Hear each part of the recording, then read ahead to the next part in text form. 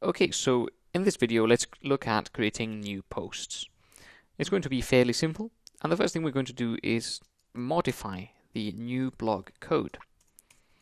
So I'm going to paste that in here, and I do remember saying that copying and pasting code is oftentimes a sign that something has gone wrong elsewhere, the fact that you have to do that.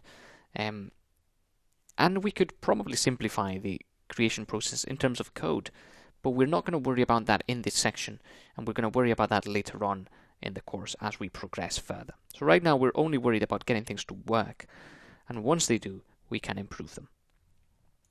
So let's rename some things, posts new, and then instead of new blog template, it's going to be new post template. Instead of description, it's going to be content.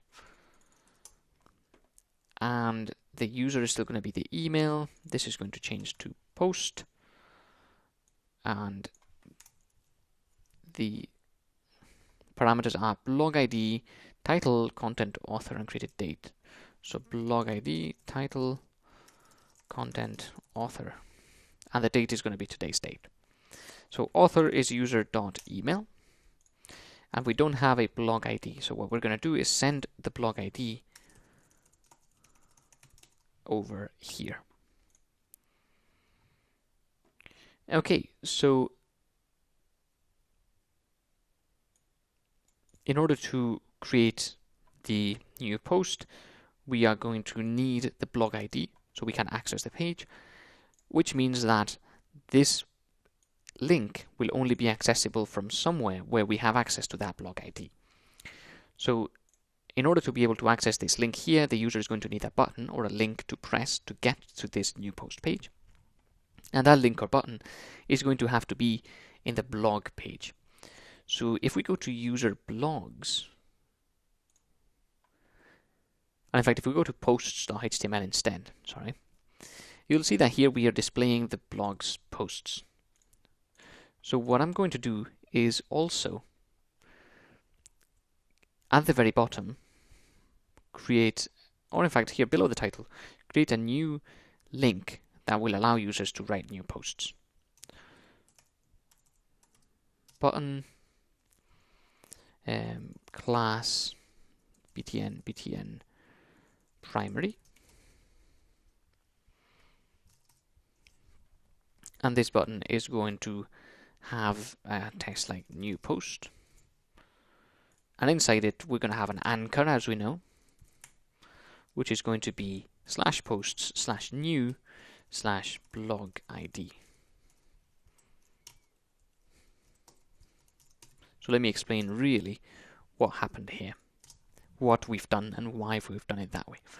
So in the blog page, we're going to display the title, and under it, we're going to display a button, with class button primary, which is the blue one. That button is going to have an anchor that is going to reference the post's new/blog ID page, and then that's going to have the new post text inside it. So when we press the button, we will go to this link here, which is the new post for this specific blog. But of course, this template does not have access to blog_ID, so we're going to have to change that and ensure that posts.html does have the blog ID.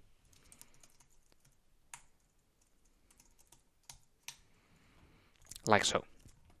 Okay, so now that template is actually going to redirect us to the appropriate place when we press the button. Now, we need to make sure that things are working here in the new post. The first thing to do, of course, will be to change the method name to create new post, and then to have this blog ID parameter here coming from the URL, and now we can use it to create a new post. Rename new blog to new post. And then the make response will actually not be user blogs. We're not going to redirect the user back to his blogs, but instead we're going to redirect them to the blog posts. Okay, so a few changes here. Nothing too massive. And let's see what happens when we actually access the page here. So the first thing actually to remember is that the new post template has to be created, and also it will need access to the blog ID. Why will it need access to the blog ID? Because in order to access the appropriate page and put the post in the correct blog, it's going to need to send us to this link here that has a blog ID in it. Okay, let's create the template, and that way everything will actually be clearer. So new post.html, copy everything from new blog, and now we're going to rename some things. Instead of new blog, it's going to be new post. Instead of blog new, it's going to be posts new. And title will stay the same. Description will change to content. And that's it. Instead of create blog, we'll change that to publish. And of course, instead of posts new as the action, it's going to be posts new blog ID. So that is going to direct us to the appropriate page as per this route here. Notice that that blog ID is then going to allow us to link this post to the appropriate blog in which it belongs. Okay, so if we press play and then we go over here into our blogs, we've got the blogs. We're going to go into the first one. We've got the new post here. It doesn't look very good, and that's because the color of the button is actually the same color as the link text. So a quick fix for that will actually be to put the anchor outside of the button, and that way we can see it. And now when we press on that, it takes us to the correct place. This is not a very good editor, of course. And we can change that, and we press publish, and here we are back over at the correct place. So new post, another post, and there we go. Okay, so this is how we would create new posts. And the last thing to do is, of course, change this content. So this is right now a text field, which is only one line high. We want to change that over to a text area. And this text area will allow us to essentially have more lines. So now that's a bit longer. It can be resized.